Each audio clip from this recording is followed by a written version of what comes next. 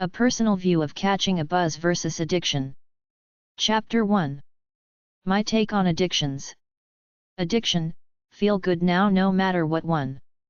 People want to get high or feel good in some kind of quick exhilarating way like drugs, gambling, love, sex, porn, tasty food, etc. Food is easily the biggest addiction. There are food stores everywhere. It's meant to taste good to make you feel good right now. Very few people are eating for function, to keep a healthy body. They want pleasure from food right now. You feel good in a natural euphoric way by doing something hard, something that you are proud of or something that releases a mix of spiritual aesthetic energy. Some people say you are releasing endorphins. That's the psychobabble explanation. Michelangelo said he got joy out of sculpting stone. You have to find something to do that makes you feel good that is not destructive. The average person doesn't have some natural store of inspiration that keeps their spirits running on high for life. There is another thing too. It's natural peace of mind. Some people don't have to do anything to feel good about themselves. They're happy as is no matter what. Others get up every day and cannot feel good just sitting there doing nothing in particular. They get worth out of action. The positive people are a mix of peace of mind, feeling inner value through doing some positive activities. Many people with families don't pursue happiness with the family as a noble interest. They marry, have kids, then sit on the couch at night after work, drinking booze or doing nothing with their family. We're brought up in the matrix of money. You have to earn money to keep a roof over your head, then after that, almost everybody seeks comfort and entertainment to wash away their dull jobs. Almost nobody seeks self-actualization, which is Abraham Maslow's positive theory of the positive nature of man. It's another lie of psychobabble, that we're noble beings over carnal beings seeking fleshly pleasures. I was brought up in the Catholic Church. The first thing they taught us is that we're all evil by nature. We have to overcome it by seeking a connection with God. We're all in the gutter. That's what being human is. God destroyed Sodom and Gomorrah because they all wanted to have sex with the handsome angels. I've seen statements warning us about drinking alcohol in the Bible, especially in the book of Proverbs.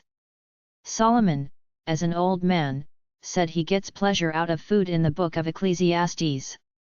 People want to feel good right now in a transcendent, dreamy kind of way. That's why alcohol, cocaine, opium, and junk food are so popular. The only way to walk away from all that stuff is to figure out how to feel good, as is, alone. You have to get over everything to trust yourself only. TV is all glitter. They're selling materialism and the cult of celebrity and status. Western society is based on success, which is excess. Look at all the social media channels with people posing as glittery bigs hots. They get the subscribers, not the holistic farmer trying to help people with healthy ideas. Are we more slob than noble being? The enlightened person says to themselves, I don't need your crap. I'm happy as is. A problem with the idea of addiction in the West is that lots of people want to make money treating alcoholism, drug abuse, and other addictions. It's a big money industry. Weak people line up to be treated. The first thing they do is classify them as either diseases, as in the case of alcoholism, or mental illnesses, when the truth is that it's weakness. Wimpy people do not have the courage and strength to stop a harmful activity.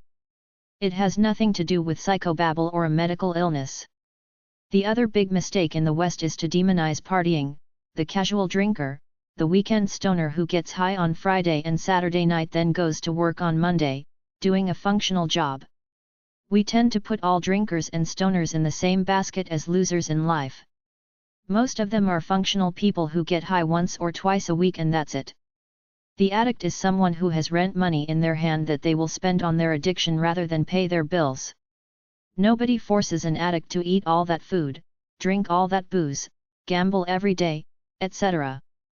Addictions are a byproduct of a neurotic society based on the capitalist ideology of filling yourself up with material things and cheap thrills, trying to reach a level of perfection as defined by the media ideal of success, but never getting enough because you're trying to get a fulfilled, transcendent, nirvana-type feeling that frees you from the mundanity of the human condition and makes you soar on high in perfect ease for a while.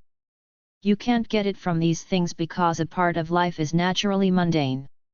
You can only really get high or feel proud of yourself if you release the natural energy in your soul in some intense way. You cannot buy the perfect feeling. You earn it through what you do. Addictions are a quick fix desire to feel good in response to the emptiness you feel within, either loneliness, love problems, identity confusion, tangible problems like money, relationship, business hassles, school, etc., or an unfulfilled soul. Addictions are a signal that something is off in your life regardless of what it is. It could be an addiction to bodybuilding, shopping, food, booze, drugs, etc. It all has roots in the same causes. You either feel lonely or empty due to an unfulfilled soul and you're dealing with it via the addiction. Mind you, in order to be a champion of life, you have to be obsessive and excessive at some points in time in order to achieve what you want, but you have to have the sense to know that life is a spiritual flow doing what your God wants, not what capitalist society wants. It's okay to work hard then back off and release the stress through sensual activities, not as a crutch but to make you feel good to complement your inspired, hard-working lifestyle. Loss of self, my term for depression, is the empty soul, uninspiration. Many people don't know why they feel empty, so they try to get rid of it by working hard to make money, then shopping, buying a new car, going to a restaurant, eating junk food, looking for love in all the wrong places, socializing aimlessly, seeking out cheap thrills, getting a makeover, a new hairstyle, getting addicted to something, but these are all band-aids on the real issue, which is you detached from the real natural you. They say we have a 20% depression rate among the general population. I say it's a great business, to complexify some fake mental illness called depression, make a mint treating it through therapy, then make another mint selling people all kinds of drugs to deal with it. But depression is just a fancy, deep-sounding word for a simple thing, uninspiration. If you're uninspired/depressed, get inspired by discovering who you are in your soul, then following it. That's the solution to depression without psychobabble. Why do people feel lonely? What exactly do you want out of life? You could be happy doing what you consider God's work, but people want more. We're fed love stories all our lives in pop songs and movies. We want great intimate loving relationships. Relationships take mutual work and they're subject to hormones. When people fall in love, they release hormones which go down in a year. That's the natural flow of romantic love. There are YouTube channels dedicated to people scammed by online dating, plus the TV show Catfish. Get a real perspective on romantic love. Be realistic about love addiction. One reason for loneliness is an unfulfilled soul. When you're an empty person, you don't attract worthy people. Evil people have a sense of finding needy, desperate people and exploiting them in the name of love. Artists are generally people with high, egocentric visions of themselves. People who love themselves and are comfortable being alone because they have plenty to do. In fact, many think they have a divine mission and don't have time to give to other people. They'd rather be alone than be in relationships, the exact opposite of loneliness. Be strong enough such that you'll be fine with or without close intimate companionship. The Bible says have a relationship with God. That's why God works in forsaken places like jail, because it gives people comfort in those bleak circumstances. You have to analyze yourself and see what's motivating the addiction to the extent that you want to escape from the real world and retreat into your addiction to give you a comfortable, escapist, warm, relaxed feeling for a while. You start on the road to recovery by reconnecting with your soul. The soul is the base. When it's empty because you're not doing what you want to do with your life, living the way you feel you should and are capable of, using up your natural energy the way you were meant to, you become both depressed and angry, alienate the people around you so you feel worse and it spirals down. Go to the creative arts, see all the casualties on the street of broken dreams, wannabe actors, musicians, and writers who didn't get the success they felt they deserved in their souls, so they became a bunch of drunks and drug addicts trying to cover up empty lives that got that way because they didn't achieve their perceptions of their potential in the so-called real world, so they take it out on themselves. Don't live by the world's standards. Live by your own standard, what's in your soul, know it's right and keep doing it regardless of what the world may say about you or your work. Addiction, feel good now no matter what to. Nikola Tesla could have been one of the most underrated geniuses of all time. He was beyond the petty rantings of the conventional world. In his own writings, he had a natural self-assured belief in himself. He thought of himself as a man with a divinely inspired purpose in life. He was happy in his own space. If you can live in a headspace like this, you'll never have any weaknesses that will lead you to addictions. The entire basis of all addictions is that addicts don't do it for fun anymore, it's to relieve the emptiness within caused by not fulfilling themselves or not having enough love in their lives. Try to do something useful and productive and look for good friends who can love you in a sincere way. Find the flow in your soul and live by it, then addictions will be meaningless to you. The old self dies and the real you comes out living by what lies in your soul. Think inspired soulful pursuits. Find your particular ones, work on them to reach a level of mastery, then the process of doing them regularly should fill your soul enough up such that you don't need addictions to fill that emptiness you feel inside. Anyone who's addicted to anything is missing out on some part of life, either self-fulfillment through soulful pursuits, enjoying sensual pleasures and having intimate relationships with people or pets. They're either trying to find comfort through their addiction as a compensation for this inner feeling of emptiness, or they're beating themselves up, punishing themselves, purposely trying to self-destruct because they feel like unworthy, unfulfilled human beings who are not doing what they really want to do with their lives and must be punished in order to get some semblance of a worthy feeling back. Most people don't really do with their lives what was imprinted on their souls when they were born. They follow the formula of success that the world preaches at them, which is why we've got an entire world acting all successful on the outside while wondering to themselves on the inside, why do they still feel empty, not right, that there's got to be something else besides this version of life. Addiction, feel good now no matter what. 3. Japan is a fairly wealthy country with a lot of successful guys who had to pass X number of tests competing with the rest of the nation to get into the best schools, then competing with that cream of the crop to be hired by the best corporations. After they get hired, the implicit ideology is that they'll work hard and be loyal to the company for life, and in exchange the company will pay them well, give them lots of benefits and even free stays at the company resort in some vacation area. Yet anyone that knows the inside truth about Japan knows that they're a bunch of drunks, smokers, and adulterers. Why?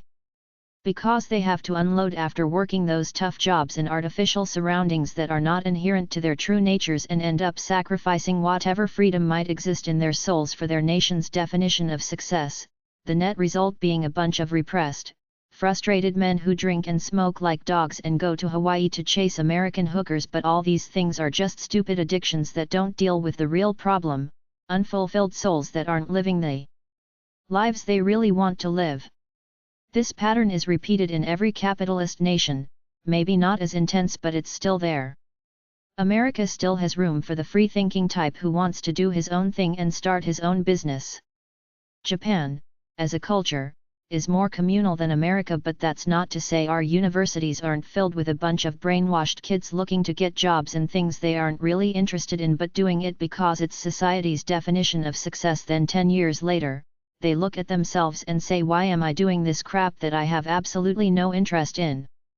It makes me sick to go to work every day. But by then they have 2 kids and a mortgage payment, so they're stuck, another victim of the system. Addiction, feel good now no matter what. 4. I saw a sermon where the preacher said all addiction is an attempt to fill a big hole, that of loneliness. The secret to life is to be happy within yourself.